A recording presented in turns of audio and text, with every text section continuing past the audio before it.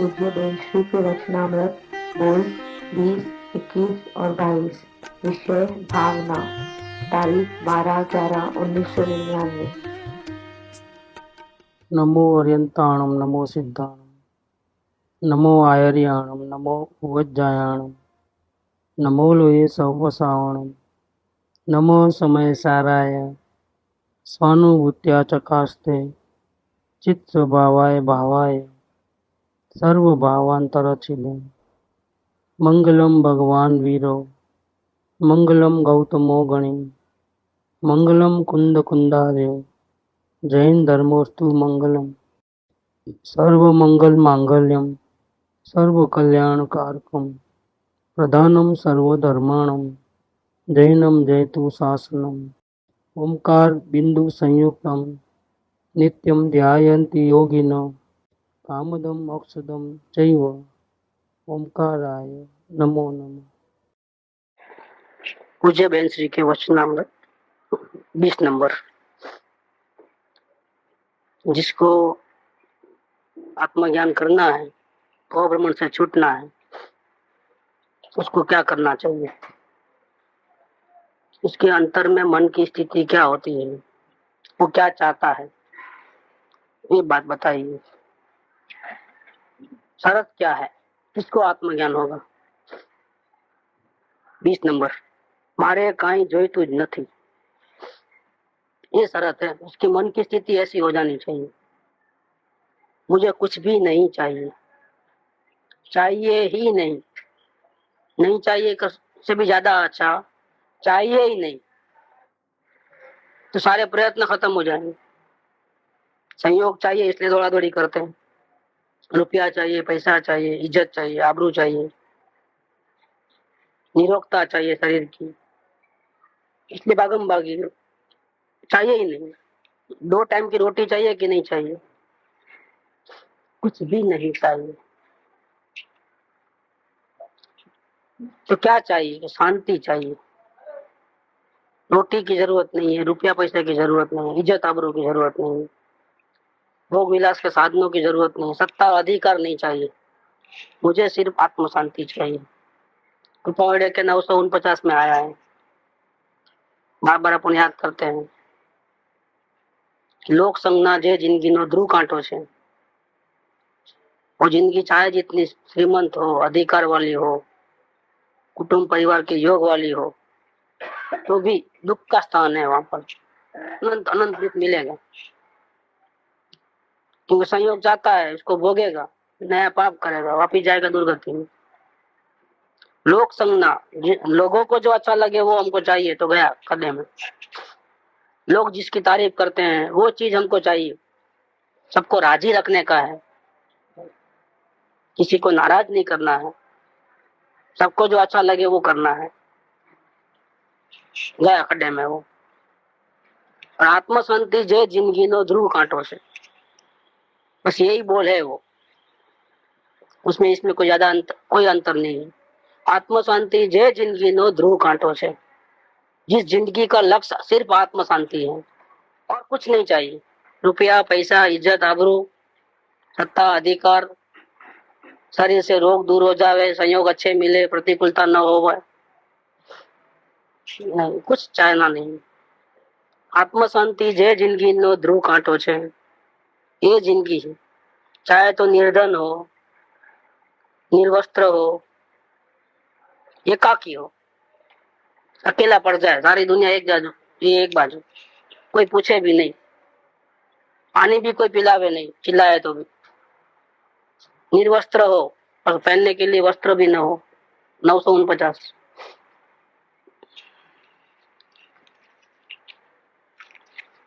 949।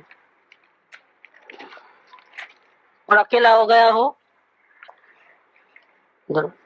आत्म शांति जिस जिंदगी का लक्ष्य बिंदु हो, वह जिंदगी चाहे तो एकाकी हो, अकेला पड़ जाए, चाहे तो निर्धन हो, नमड़ी भी न हो और निर्वस्त्र भी हो, तो भी परम समाधि का स्थान है। परम समाधि हो जाएगी, मोक्ष गति मिल जाएगी उसको। क्योंकि बेसमेंट में क्या है, आत्म शांति है। आत्म शांति का अंदर में लक्ष्य पड़ा है, बाहर में कुछ भी नहीं है, लेकिन अंदर में बहुत बड़ी चीज है आत्म शांति का लक्ष्य। उसका काम हो जाता है और मोक्ष गति को पा लेगा। भले अकेला है, निर्धन है, निर्वस्त्र है, तो भी वो पा लेगा। शर्त ये है आत्म शांति की शर्त। दुनिया में इससे बढ़ गया कोई वस्तु नहीं है आत्म शांति के अलावा। जो जीव आत्म शांति के पीछे पड़ेगा उसका बेड़ा पार है।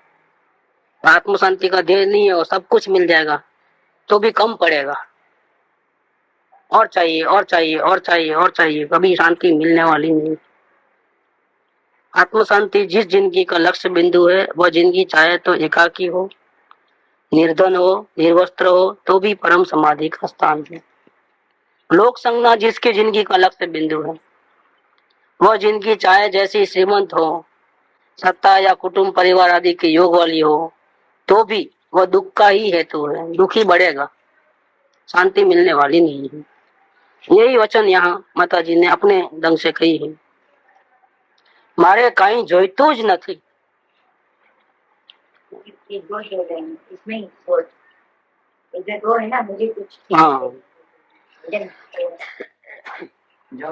हाँ, जिसको आत्मा चाहिए, जिसको शांति चाहिए, उसके लिए शर्त है, उसके मन की स्थिति ऐसी हो जानी चाहिए। मारे कहीं जोईतुं ज નથી सिवाय आत्म शांति के। और कुछ पदार्थ नहीं चाहिए, किसी का सहारा मुझे नहीं चाहिए, किसी की हेल्प नहीं चाहिए मुझे, और अन्य पदार्थ रचकन भी मुझे नहीं चाहिए। अभी ऐसा है कि पुण्य नहीं होता है और तो भी नहीं मिलता है, और वो बोले कि मुझे कुछ नहीं चाहिए, क्योंकि अब उसको मालूम पड़ गया कि मैं जहां भी हाथ डालता हूँ तो सोना भी मिट्टी हो जाता है। उसके अनुभव से ये पता चल गया है। वो बैठ गया कोने में, उसको बोले क्या चाहिए, मैं कुछ नहीं चाहिए, क्योंकि उसको पता है कि बेकार दौड़ा-दौड़ी करूंगा और हाथ में सब कुछ आने वाला नहीं है। हमारा टाइम अभी खराब है, जिधर हाथ डालोगे वहां सोना भी कोयला हो जाता है, उल्टा खड्डा बढ़ेगा। हम जब बैठ जाओ चुपचाप। वो बोलता है कि मुझे कुछ भी नहीं चाहिए। और यहाँ एक माता जी कहते हैं कि मारे कहीं जोईतुं ज નથી। इसमें फर्क क्या, दोनों में फर्क क्या? दोनों एक ही बात बोल रहे हैं। वो भी ये बोल रहा है कि मुझे कुछ नहीं चाहिए, और ये आत्म शांति के ध्येय वाला भी बोलता है कि मुझे कुछ नहीं चाहिए। हम दोनों में फर्क कैसे करोगे? ये फर्क, हाँ, अभी टाइम खराब है इसलिए नहीं चाहिए, टाइम अच्छा हो तो चाहिए। आत्म शांति का लक्ष्य किसको कहना? हाँ, दोनों में बहुत बड़ा अंतर है। मांगे तो भीख नहीं मिलती है, 100 बार मांगे तो भी नहीं मिलता है। फिर वो बोलता है नहीं चाहिए मुझे, क्योंकि रहने की आदत पड़ गई बिना किसी के सहारे। पूछे तो कुछ नहीं चाहिए, कुछ नहीं चाहिए, यही बोलेगा। लेकिन भैया फर्क तो फर्क ही है। द्रव्यलिंगी भी सब छोड़ के चले गए, पंचमावर 28 गुल पालता है। सब हजारों रानियों को, राजगद्दी को, सबको छोड़ करके, वस्त्र आदि को छोड़ करके, भगवान कहते हैं ऐसा आचार विचार करता है, जंगल में चले आता है, ये सोच के कि मेरे को आत्म शांति मिल जाएगी, मुझे मुक्ति मिल जाएगी, मेरा उद्धार हो जाएगा। लेकिन अभिप्राय में वो पड़ा है कि कसाय नहीं होना चाहिए, गलती नहीं होनी चाहिए, बराबर ध्यान रखना है क्रियाओं का, कहीं गलती होगी तो वापिस पूरा मेहनत बेकार चले जाएगी। क्रोध नहीं करना है मुझे सब सहन करना है, नहीं करूंगा तो नरक निको चले जाऊंगा। इस प्रकार से वो साधना करता है। कितनी जबरदस्त साधना शुक्ल लेसा के परिणाम हो गए बाहर में। जबरदस्त सहन शक्ति, जबरदस्त मनोबल।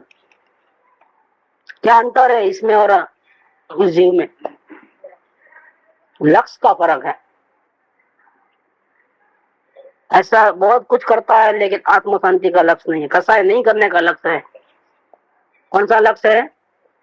कसाय नहीं करना, गलती नहीं करना, ध्यान रखना है बराबर। परिणाम को नहीं बिगाड़ना है। तो जरा परिणाम खराब होते ही वापिस प्रायश्चित ले लेवे, प्रतिक्रमण कर लेवे, अपने आप को सजा देवे, 2-4 दिन बुखार रखे, उपवास कर लेवे प्रायश्चित के रूप में। और ध्यान रखे, भगवान कहे ऐसे आचार विचार पाले। हजारों करोड़ों साल तक भी जितना लंबा आयुष्य होता है, पूरा जिंदगी ब्रह्मचर्य में और नग्न अवस्था में बिता देवे। 22 प्रकार के परिसर सहन करे, पंच महाव्रत 28 मुर्गों का पालन करे, इतना ध्यान रखें, फिर भी नहीं मिलता है आत्मा, फिर भी शांति नहीं मिलती है, मुक्ति नहीं मिलती है। इतना करने के बावजूद भी पूरे शास्त्र भी पढ़ ले, पूरा नॉलेज भी हो गए, नहीं मिलता। क्या अंतर क्या है फिर? अंतर एक ही है, आत्म शांति का लक्ष्य नहीं है। मारे कहीं जोईतुं ज नहीं, मुफ्त में दे दे तो कोई आप नहीं कमाना चाहते हो, आप कोने में बैठ गए हो, लेकिन आपको घर बैठे पहुंचा देवे तो चाहिए कि नहीं चाहिए? 2 टाइम की भूख तो लगती है ना, 2 टाइम की रोटी तो उतना तो चाहिए ना। ये अभिप्राय की बात है। कौन सी बात है ये अभिप्राय की बात है। मारे कहीं जोईतुं ज नहीं, भूख लगे तो ले भी लेगा, 2 वक्त की रोटी खा भी लेगा, कोई देगा तो। अंदर में वो भाव नहीं है कि ऐसा ही मिलता रहे। अंदर में ये भाव है कि मेरा पुण्य का ऑर्डर है तो भले ही आवे आता है, लेकिन मुझे अंदर में अपेक्षा नहीं है। अपेक्षा नहीं रहना चाहिए, भाव नहीं रहना चाहिए कि मुझे ऐसा सुविधा मिलता रहे। क्या तो मेरे को काम बहुत हो गया, कोई संभाल लेवे तो मैं आत्म कल्याण करूं। मुझे आत्म कल्याण जरूर करना है, गलती हो रही है लेकिन टाइम नहीं मिलता है, क्या करूं, कैसे करूं? कोई मेरा बोझा उठा लेवे तो मैं करूं, ये कंडीशन नहीं चलती है। आ माटे आटલું હોય तो સારું એવો વર્તમાનમાં આગ્રહ ન હોવો જોઈએ। आया 108 नंबर। वर्तमान की कोई कंडीशन नहीं, बिना अनकंडीशनल मुझे आत्म शांति चाहिए और कुछ नहीं चाहिए।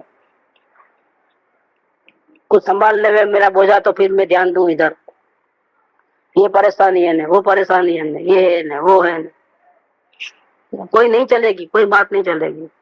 किसी प्रकार का वर्तमान का आग्रह नहीं चाहिए। अभी जैसा हालत में हूँ ऐसी ही हालत में कोई भी संयोग में फेरफार किए बिना मुझे आत्म कल्याण अभी इसी वक्त करना है। इसका अर्थ है मारे कहीं जोईतुं नहीं। इसका अर्थ यह है कहीं भी शरत, आग्रह, प्लानिंग, अफसोस नहीं चले। मारे कहीं जोईतुं ज नहीं, मुफ्त में देवे तो भी नहीं चाहिए। बाहर से ले लेता है, खा लेता है, पी लेता है, अंदर में वो भाव पड़ा है, कौन सा? मुझे कुछ चाहिए ही नहीं, ये भाव पड़ा है। रुचता नहीं है वो चीज, रुचता नहीं है कि 2 टाइम की रोटी भी कोई खिला देवे और ऐसे आते रहे तो मुझे काम नहीं करना पड़े, अच्छा नहीं लगता है। क्योंकि अभिप्राय में वो चीज पड़ी है, कौन सी? मुझे कहा कुछ भी चाहिए ही नहीं, कुछ भी में सब सारी दुनिया आ गई, रुपया पैसा लेकर के, शरीर की सुविधा, संयोग की सुविधा, प्रतिकूलता नहीं आवे, ये सब आ गया उसके अंदर। अंदर से अभिप्राय बिल्कुल जीरो, सिर्फ आत्म शांति के लिए ही है। ये जिंदगी पूरी आत्म शांति के लिए है और कुछ नहीं चाहिए। मारे कहीं जोईतुं ज नहीं। अब विशेष कोई पर पदार्थ की लालसा नहीं, किसी भी अन्य पदार्थ की मुझे कोई भी लालसा नहीं है। आत्मा ज જોઈએ। देखो आ गई बात, आत्मा ज જોઈએ मतलब शांति ही चाहिए। एवी जेने तीखी तमन्ना लागे। तीखी तमन्ना मतलब क्या कि बस कोई भी दूसरा कंडीशन कोई भी प्रकार के नहीं, अनकंडीशनल, और उसके लिए चाहे जितना बलिदान देने की तैयारी, अपने आप को कुर्बान करने की तैयारी, कोई भी जीवन पूरा दाव पे लगाने की तैयारी कि ये नहीं मिलेगा तो नहीं चलेगा, बाकी सब चलेगा, सब कुर्बान उसके लिए। लेकिन शांति तो चाहिए, किसी भी हालत में चाहिए। ऐसे जिसको तीखी तमन्ना लगे, ऐसे जीव को मार्ग मिलता ही है। મળે छुटको से, मार्ग મળે छुटको से। एक इतना शास्त्र पढ़ा होगा तो मिलेगा, उपवास करेगा तो मिलेगा, नमस्कार मंत्र का जाप करेगा तो मिलेगा, जैन होगा तो मिलेगा, चोरी नहीं करेगा तो मिलेगा, पाप नहीं करेगा तो ही मिलेगा, ऐसा कोई कंडीशन नहीं है। कंडीशन ये एक ही है, चाहे जैसी परिस्थिति में, चाहे जैसे हालत में भी आत्मज्ञान हो सकता है कि नहीं ये पाप बहुत किया इसलिए इसको नहीं होगा, ऐसा नहीं है। आत्मज्ञान करने के लिए बहुत सारा पुण्य करना पड़ेगा, दान देना पड़ेगा, दर्शन करना पड़ेगा, पूजा करनी पड़ेगी, शास्त्रों का पूरा अभ्यास करना पड़ेगा। बात वो नहीं है। सब कुछ करने पर भी अगर ये चीज नहीं होगी तो नहीं होगा, और सब कुछ नहीं करने पर भी अगर ये चीज है अंदर में, क्या कि मुझे कुछ चाहिए ही नहीं, मुझे तो सिर्फ आत्मा ही चाहिए, आत्म शांति ही चाहिए, किसी पर पदार्थ की अधीनता नहीं चाहिए, मुझे किसी की हेल्प नहीं चाहिए, ये अगर अंदर में अभिप्राय पड़ा है तो उसको आत्मज्ञान हो जाएगा। भले फिर वो शास्त्र ज्ञान ना हो तो भी कोई बात नहीं, चाहे जैसा भूतकाल का पापी जीवन हो, लेकिन अंदर में अभी वर्तमान में ये पोजीशन हो गई, अंदर में अभिप्राय, उसको आत्मज्ञान हो सकता है। क्योंकि ऐसे जीव को अपेक्षाएं नहीं रहती, बिल्कुल अपेक्षा नहीं रहती है। दुख होने का सवाल नहीं, अपेक्षा है तो दुख है, अपेक्षा ही नहीं है तो क्या कर दो। मारे कहीं જોઈતું જ નથી, કોઈ પર પદાર્થની લાલસા નથી, આત્મા જ જોઈએ એવી જેને તીખી તમન્ના લાગે, એને માર્ગ મળે જ છૂટકો છે। अंदर में चैतन्य रुद्धि છે, अंदर में बहुत ताकत है आत्मा की, उस रुद्धि संबंधी विकल्प में भी वो रुकता नहीं है कि मुझे आत्मा का ज्ञान हो जाएगा तो मुझे ऐसा हो जाएगा ना, वैसा हो जाएगा ना, मेरे जीवन में ये चेंज हो जाएगा ना, मेरा भवभ्रमण मिट जाएगा ना, मेरा को अच्छे संयोग मिल जाएंगे ना, फिर मनुष्य स्त्री का अवतार नहीं मिलेगा, तिरन गति का अवतार नहीं मिलेगा, ऐसा फायदा है आत्मा को देखने का। ज्ञान बढ़ जाएगा, केवल ज्ञान हो जाएगा, यहाँ आचरण सुधर जाएगा, राग द्वेष बिल्कुल नहीं होंगे, शांति मिलेगी। सब चैतन्य के अंदर में है रुद्धि, वो प्रकट होगी, लेकिन वो अभी से उसका कोई विचार नहीं करता है। उसको तो एक लक्ष्य, एक आत्म शांति के ऊपर है। मुझे ज्ञान बढ़ेगा तो बढ़े या न बढ़े, मुझे लेना देना नहीं है, कसाय कम हो या ना हो। या मैं कसाय कम करने के लिए बात नहीं कर रहा हूँ, प्रयत्न में इसलिए नहीं कर रहा हूँ, और ज्ञान को बढ़ाने के लिए प्रयत्न नहीं कर रहा हूँ मैं। देखो इसीलिए सोगाणी जी के वचन है वो, मुझे केवल ज्ञान भी नहीं करना है, मुझे कसाय भी नहीं घटाना है, करना फरना मेरे जिंदगी में है ही नहीं कुछ, करना सो मरना। और ये समझ नहीं पाते कि केवल ज्ञान नहीं करते हो तो तुम जिस लाइन पे जा रहे हो उसमें केवल ज्ञान तो होगा ही होगा। नहीं चाहिए, नहीं चाहिए क्यों चाहिए ऐसा बोलो ना, नहीं वैल्यू जो है केवल ज्ञान की नहीं है।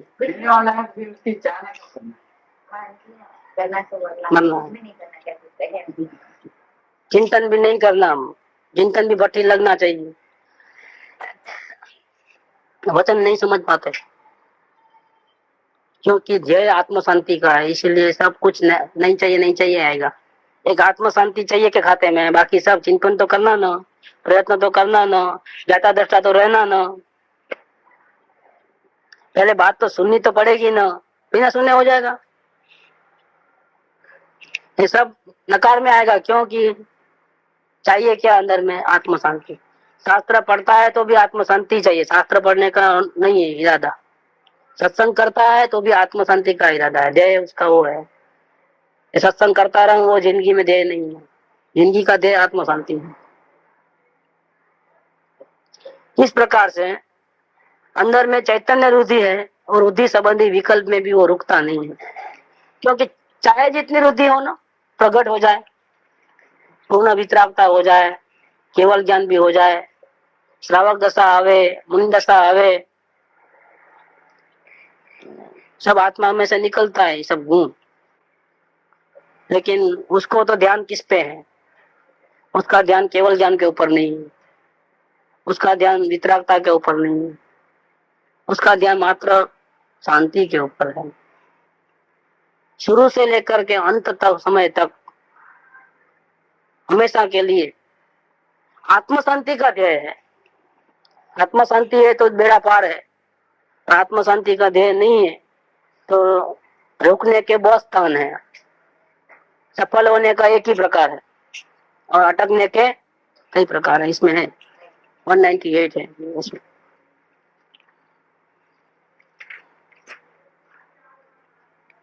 और 199 जीव को रुकने के जो अनेक प्रकार हैं,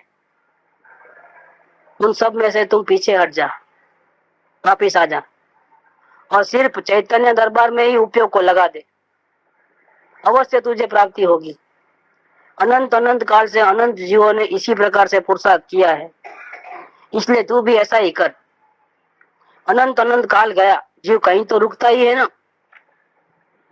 रुकने के तो कई कई प्रकार हैं, अनंत प्रकार हैं, और सफल होने का सिर्फ एक ही प्रकार है, चैतन्य दरबार में जाना, वही एक उपाय है। स्वयं कहाँ रुक रहा है उसका अगर स्वयं अवलोकन करे, ख्याल रखे तो बराबर जानकारी हो सकती है।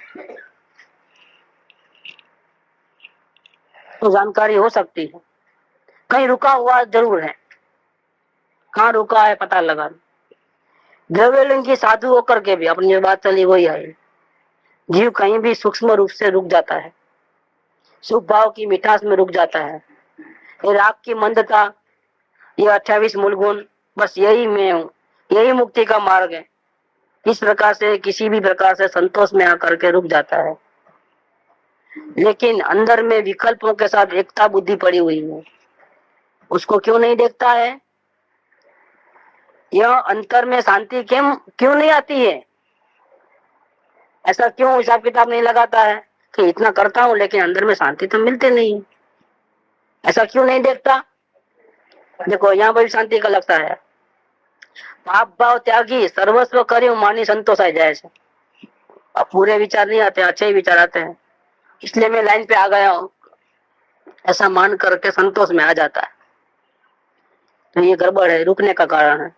सच्चे आत्मार्थी को और सम्यक दृष्टि को, उसको तो अभी बहुत बाकी है, बहुत बाकी है। ऐसे जब तक पूर्णता न हो जाए, परमात्मा न बन जाए, तब तक ऐसी ही भावना रहती है। ऐसी भावना रहती है तो ही पुरुषार्थ अखंड रहता है, नहीं तो पुरुषार्थ टूट जाता है, वापिस अज्ञानी बन जाता है।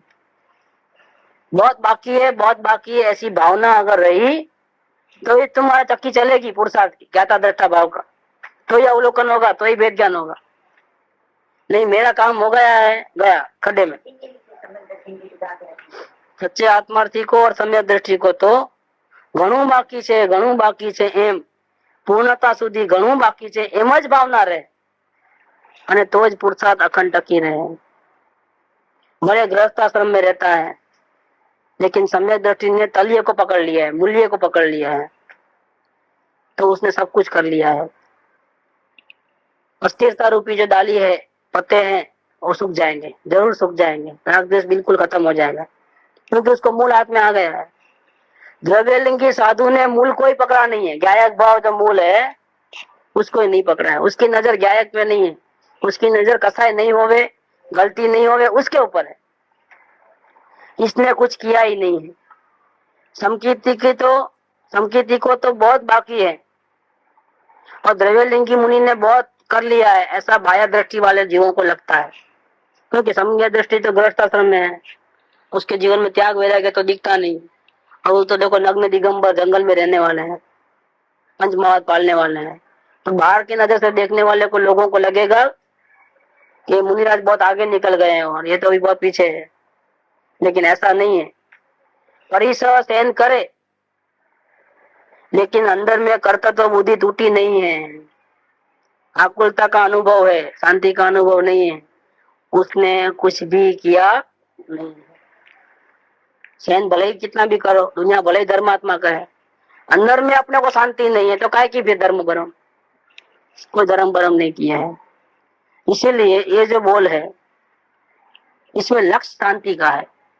मोक्ष मार्ग की यात्रा के अंदर हम ज्ञान बढ़ाने के लिए नहीं आए हैं पूरे शास्त्र पढ़े लिखे भी ज्ञानी वर्मा मतलब जानकारी वाले मिल जाते हैं, पंडित लोग। पूरे शास्त्रों का अभ्यास हो, उसको याद, पन्ना नंबर भी याद रहे, वक्तृत्व कला भी हो गया, लाखों आदमी सुनने और डोलते रह जावे, ऐसा भी होता है। हमारी जिंदगी का वो ध्येय नहीं। हमारी जिंदगी का ध्येय इस मार्ग में सिर्फ आत्म शांति है। आत्म शांति है तो बातचीत करना है, आत्म शांति का ध्येय नहीं है तो वाद विवाद भी करना नहीं है, शास्त्रों की चर्चा भी हमको नहीं करनी है। पूरा बेज ये रहता है। અંદરમાં ચૈતન્ય રુધિ છે, તે રુધિ સંબંધી વિકલ્પમાં પણ તે જીવ રોકાતો નથી। जिसको आत्म शांति का ध्येय है वो चैतन्य रुद्धि के विकल्प में नहीं रुकता है, क्योंकि विकल्प में तो वापिस आकुलता हो जाएगी। शांति से विपरीत है वो। इसलिए शांति की चाहना वाला तो आत्मा में ये गुण है वो गुण है, इसकी चर्चा भी नहीं करता है, उसको पसंद नहीं आती है, वो वहां इतना टाइम वेस्ट नहीं करता है। वो चर्चा करने से थोड़ा मिलता है, गुलाब जामुन की तारीफ करते रहने से थोड़ा पेट भरता है। इसलिए वो चर्चा आत्मा में ये गुण है न, ऐसा है न, वैसा है न, नो चर्चा। ऐसा हो जाएगा, आत्मज्ञान होगा तो ऐसा हो जाएगा न, ये फायदा हो जाएगा न, नो चर्चा। वो इसलिए नहीं कर रहा है कि आत्मज्ञानी होगा तो स्वर्ग में ही जाएगा और सुख भोगने को मिलेगा, इसलिए आत्मज्ञान कर लूं, नरक निगोद में जाना नहीं होगा बाद में, इसलिए मैं कर लूं, इसलिए नहीं करता है वो। लालच में आकर के प्रयत्न नहीं करता है, शांति चाहिए इसलिए प्रयत्न करता है। संयोगों की लालसा नहीं है कुछ कि प्रतिकूलता नहीं मिलेगी, संयोग अनुकूल ही मिलेंगे, सत्संग मिलता रहेगा, इसीलिए मैं यही काम करूं, ऐसा लालच में आकर के नहीं कर रहा है वो काम। उसको आत्म शांति चाहिए इसलिए वो कर रहा है। તે રુધિ સંબંધી વિકલ્પમાં પણ તે રોકાતો નથી, એવો નિષ્પૃહ થઈ જાય છે, इतना बिना चाहना का हो जाता है, इतना निष्पृह हो जाता है कि मुझे सिर्फ मेरा अस्तित्व ही चाहिए, बस और कुछ नहीं चाहिए मुझे, एक भी एडिशनल चीज नहीं चाहिए, फ्री में भी नहीं चाहिए। अभी अंदर जवानी तीखी तमन्ना लागे तो आत्मा प्रगट थाय, प्राप्त थाय। आत्मज्ञान होने के लिए ये शर्त है। ऐसी अगर भावना होवे और प्रयत्न अंतर्मुखता का करे, अवलोकन का और वेद ज्ञान का, जरूर आत्मा मिले। नहीं मिले ऐसा बन ही नहीं सकता है। नहीं मिलता है, प्रयत्न करने पर भी नहीं मिलता है तो खोट कहाँ है? आत्म शांति की चाहना नहीं, ये खोट है, और कोई खोट नहीं है। अब उसको तो कोई कुछ नहीं कर सकता, और जितना भी प्रयत्न करेगा तो भी नहीं होगा, सारी जिंदगी अवलोकन करेगा तो भी नहीं होगा, क्योंकि मूल में ही खामी है। करते रहेगा और नहीं होगा, करते रहेगा और नहीं होगा, मूल में खामी है तो कुछ नहीं होगा। बेसमेंट तैयार नहीं है, मकान कैसे बनेगा? बनाने जाएगा गिर जाएगा, बनाने जाएगा गिर जाएगा। आत्म शांति का बेज होगा तो अवलोकन में देर नहीं लगती है, वेद ज्ञान में देर नहीं लगती है। और आत्म शांति का बेज नहीं होगा, पूरे प्रतिबंध मौजूद है, काम होने वाला ही नहीं है। ऐसा नहीं है कि प्रयत्न बिल्कुल नहीं करेगा, ऐसा भी नहीं, लेकिन प्रयत्न सफल नहीं होगा, 24 आवर्स तक नहीं पहुंचेगा वो, बीच बीच में ब्रेक होते जाएगी। इसीलिए जिसका अवलोकन नहीं चलता है, परिणाम को देखने का प्रयास नहीं चलता है, उसको सुधारा कहाँ करना है? अपनी भावना को शुद्ध करना है। भावना शुद्ध करे तो हो जाएगा, भावना शुद्ध नहीं होगी, अब मेहनत कर करके हैरान हो जाओगे, नहीं होने वाला है। तो ये 20 नंबर का बोल, जिसको आत्मज्ञान होता है उसको कैसी भावना होती है इसका है। और अभी 21 नंबर का बोल जो गुरुदेव को बहुत पसंद था, चैतन्य में से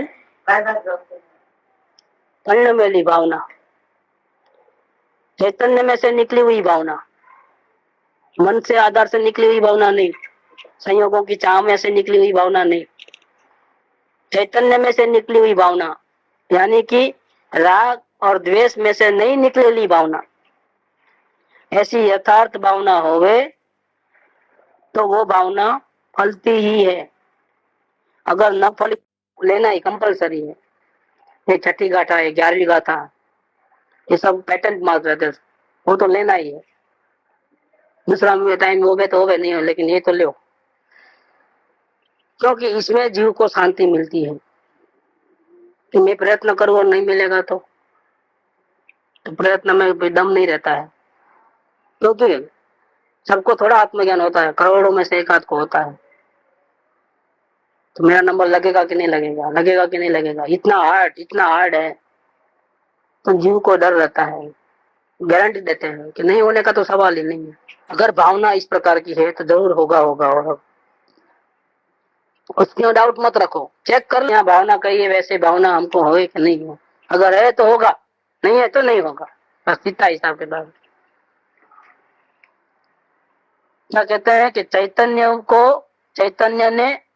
चैतन्य माथी परिणमेली भावना, इस तसल्ली मिलती है आत्मार्थी जीवों को, मेहनत करने वाले को तसल्ली मिलती है। क्या तसल्ली मिलती है?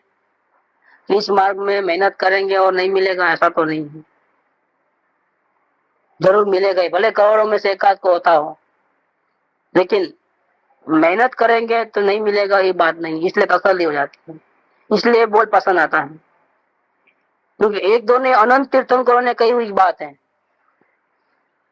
क्या बात कही है कि शुद्ध भावना से अगर आत्मा प्रयत्न करे तो मिले मिले और मिले। ये आत्मार्थी को थोड़ी हिम्मत आ जाती है। ऐसा कहे कि तुम मेहनत करो, शायद मिले भी न भी मिले तो क्या हो जाएगा हाल। तो बोले जी गारंटी नहीं है तो क्या बात। ऐसा डॉक्टर के पास कोई जाता नहीं है कि मैं देता हूँ दवा, देखो ट्राई करके, तो डॉक्टर की दवाई नहीं लेगा, वहीं फाड़ देगा प्रिंसिपल। भरोसा नहीं आता, ये गया है अपनी बीमारी मिटाने के लिए, और डॉक्टर खुद ही ऐसा कहे कि मैं ट्राई कर रहा हूँ, आजमाइश करना दूसरे पे करो, मेरे पे क्या को करते हो। मेरे को पैसा नहीं बिगड़ना है, मेरे पास ज्यादा नहीं है और मेरे को पीड़ा सहन नहीं होती है, डॉक्टर ही नहीं चाहिए, डॉक्टर कोई गोली मारेगा। यहाँ ये बात है कि ऐसी बात नहीं है इधर। आत्मार्थी को डरने की कोई जरूरत नहीं है कि नहीं मिलेगा तो नहीं मिलेगा तो नहीं मिलेगा, तो ऐसा कोई भाव ही नहीं रखना, मिलेगा ही मिलेगा। बस बात ये रही कि अब मिलेगा तो कैसी भावना होनी चाहिए वो चेक समझ लो और अपने परिणाम को टैली कर लो। कहीं ऐसी गलती तो यहाँ पर तो नहीं हो रही है ना, भावना में तो गड़बड़ नहीं हो रही है। बस इतना चेक करोगे तो उसमें से वो गलती निकाल दो, लाइन क्लियर है बिल्कुल। नहीं मिलेगा वो सोच करके कभी भी प्रयत्न नहीं करना। नई दुकान लगाना है तो चलेगी कि नहीं चलेगी देखूंगा, ट्राई करता हूँ, नहीं चलेगी तो 6 महीने के बाद बंद कर दूंगा। तो फिर लगाते क्यों हो भैया, लगाता ही नहीं, कोई लगाता ही नहीं, ऐसा चलेगा ही चलेगा। इस प्रकार से स्टार्ट करना है।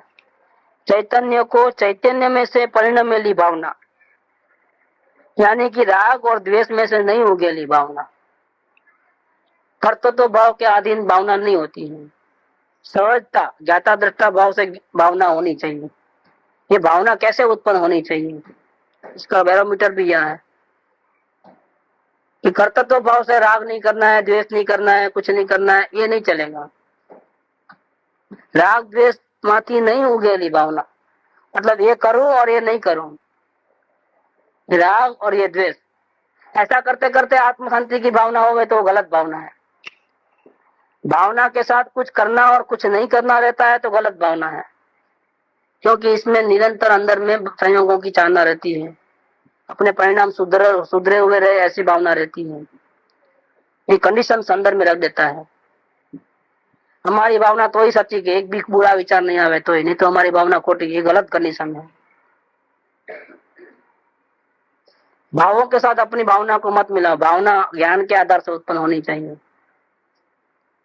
भावना का जो बिंदु है, केंद्र बिंदु है, मध्य बिंदु है, कहां से वो भावना निकली, ये भावना निकली कहां से, तो चैतन्य में से निकलनी चाहिए। ये करना है और ये नहीं करना है, ऐसे परिणामों में से, परिणाम के आधार से वहां से नहीं निकल। उसका बेसमेंट वो परिणाम नहीं है, उसका बेसमेंट आत्मा है। आत्मा में से वो भावना निकलनी चाहिए। कोई कंडीशन नहीं कि ये भाव होगा तो मेरी भावना झूठी है, ये भाव होगा तो ही अच्छा, ये भाव यूज कर रहा है, वो भाव नहीं करना है, ऐसा राग और द्वेष उसमें से निकली हुई भावना नहीं चलेगा। तकलीफ बहुत आ गई, संयोग अच्छे नहीं रहते हैं, चलो आत्म कल्याण कर लो, वो नहीं चलेगा, क्योंकि संयोग के आधार से निकली है। संयोग अनुकूल है तो वापिस चले जाएगा, प्रतिकूल है इसलिए अभी आत्म कल्याण करना है, नहीं चलेगा। चैतन्य में से निकली हुई भावना चाहिए।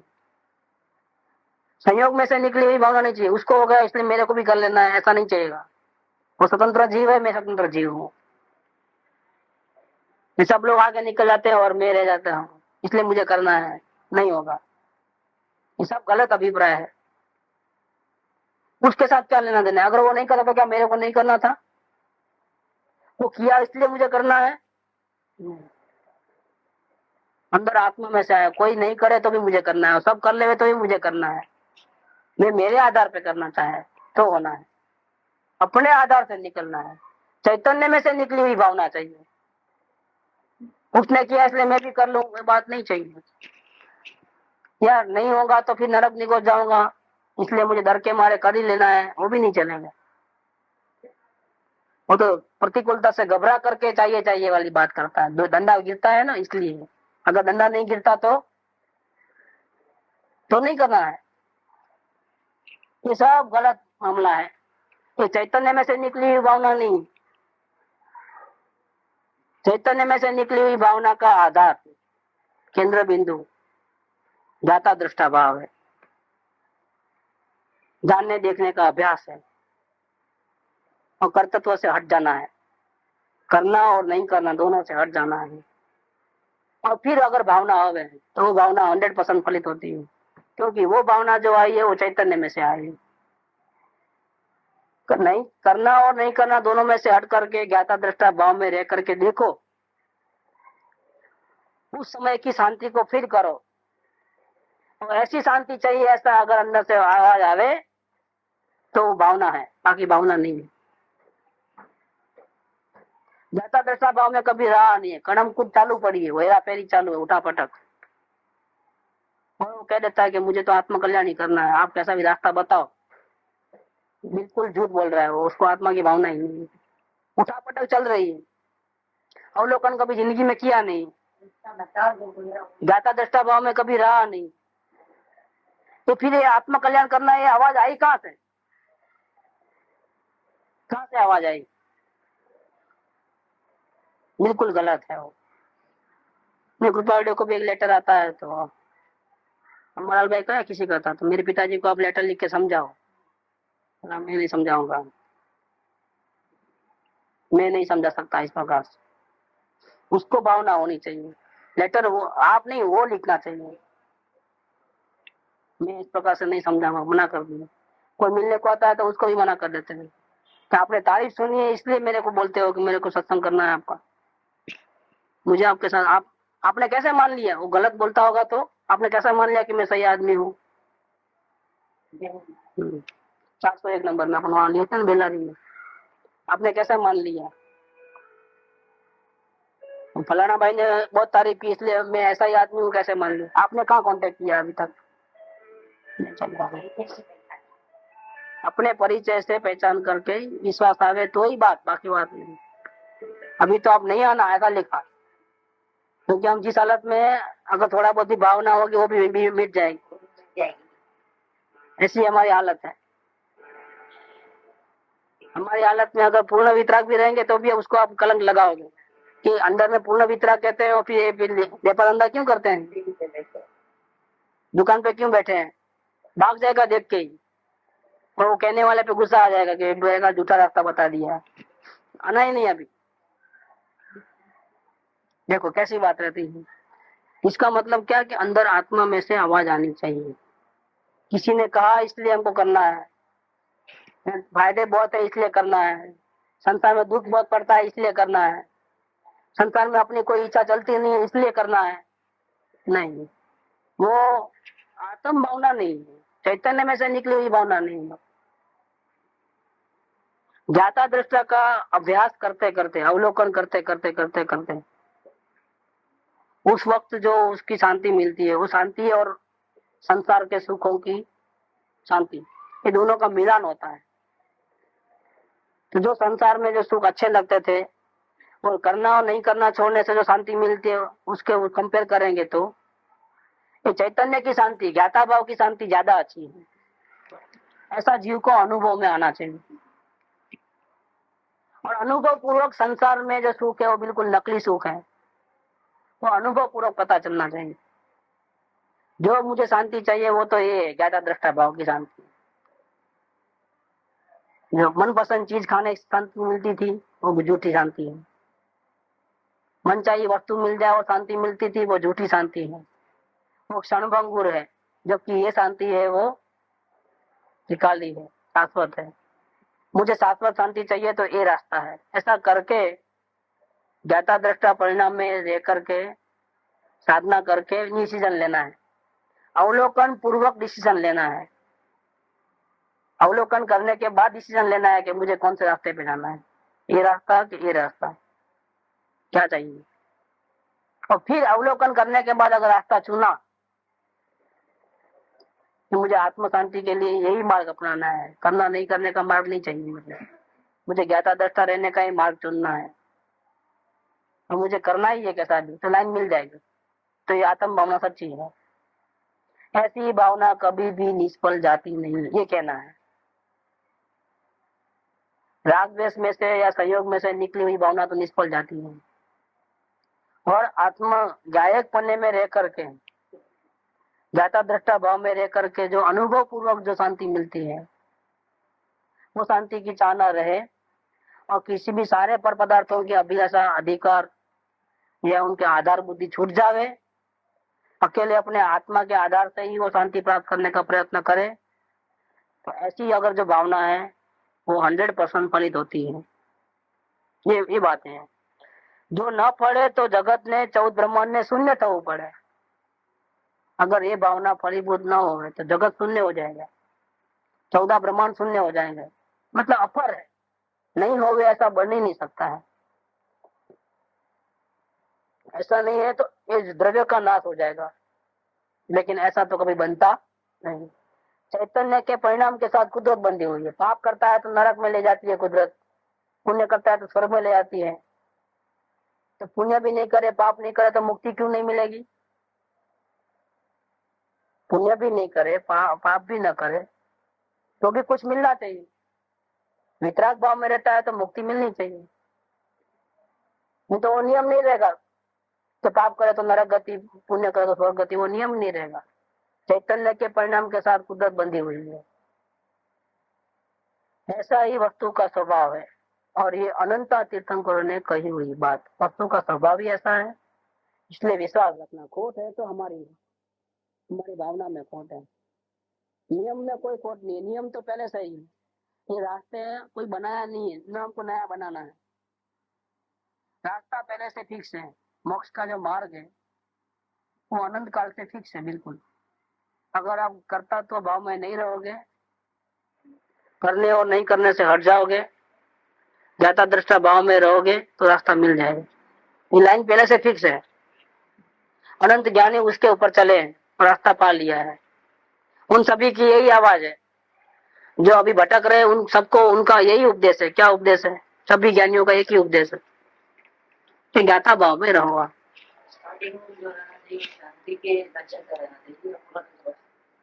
शांति वही पूर्णता का लक्ष्य, एक ही बात।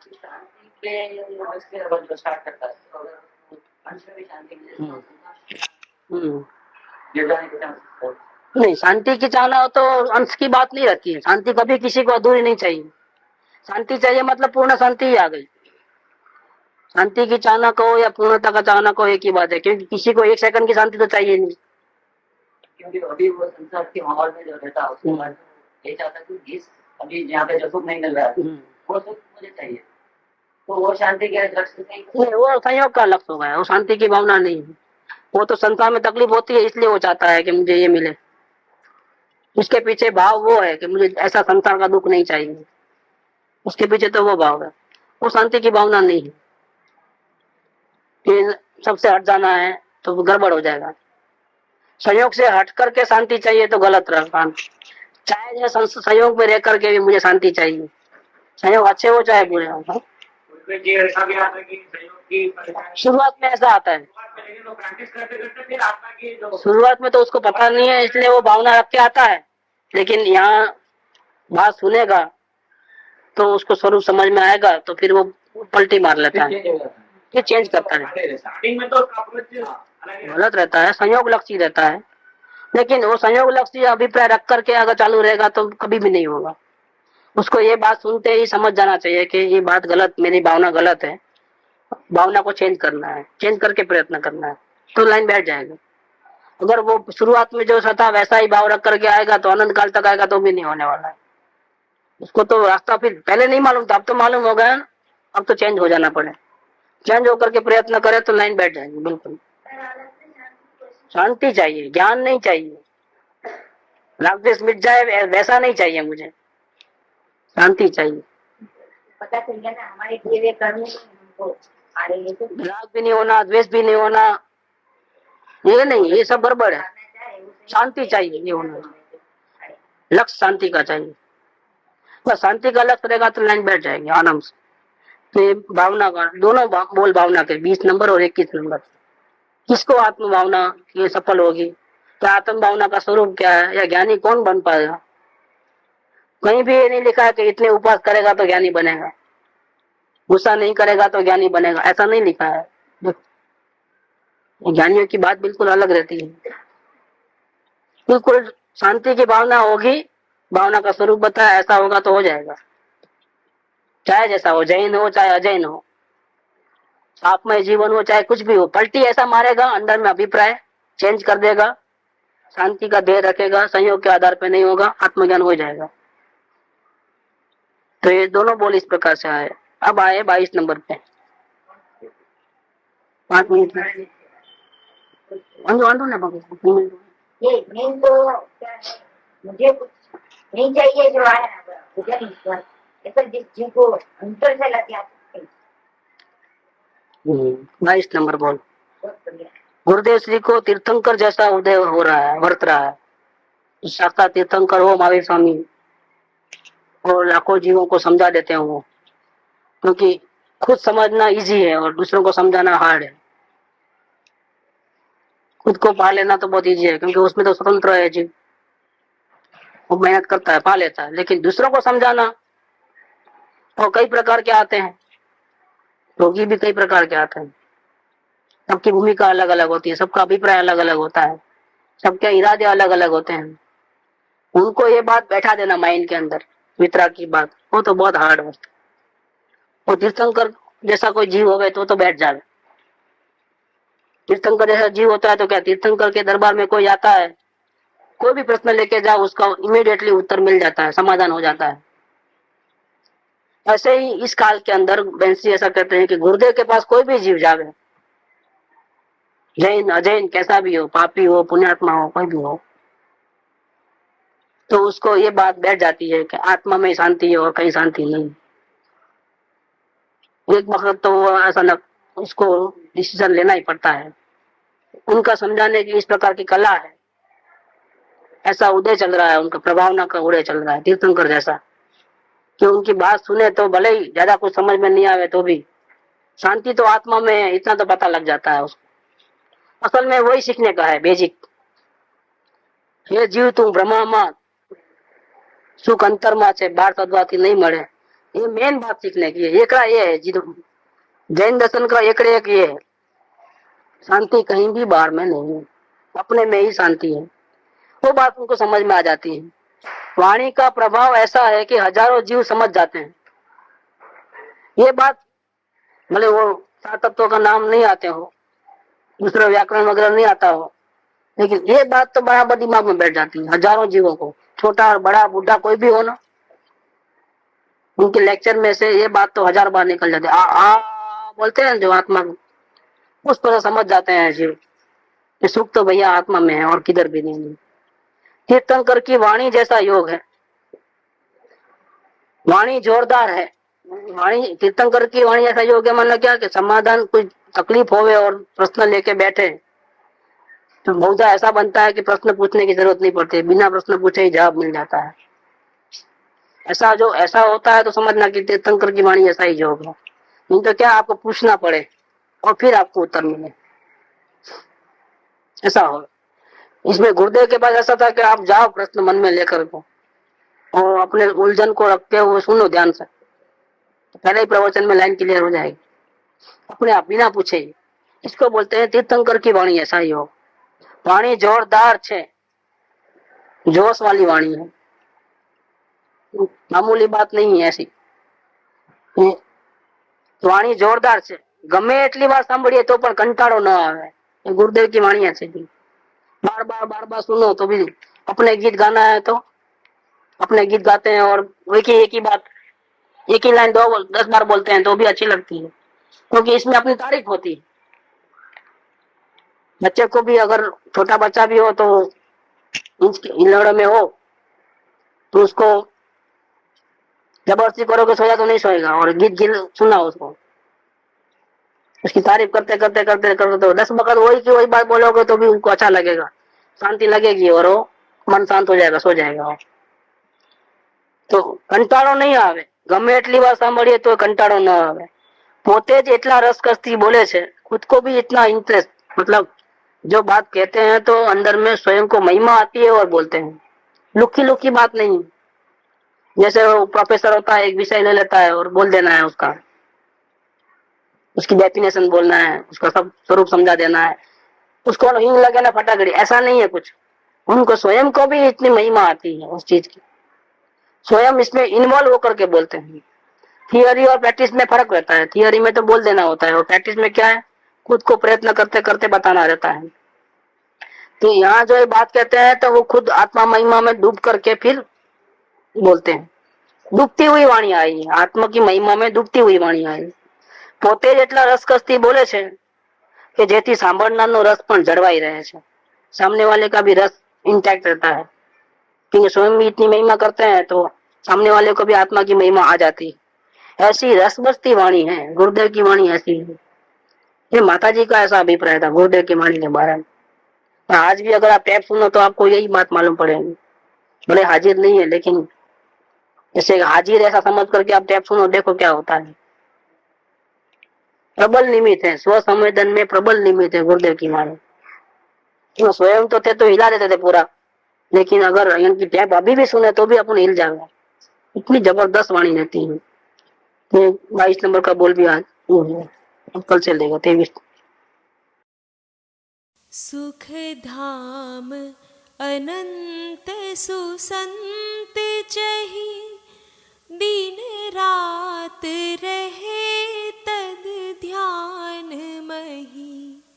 प्रशांति अनंत सुधामय जे प्रण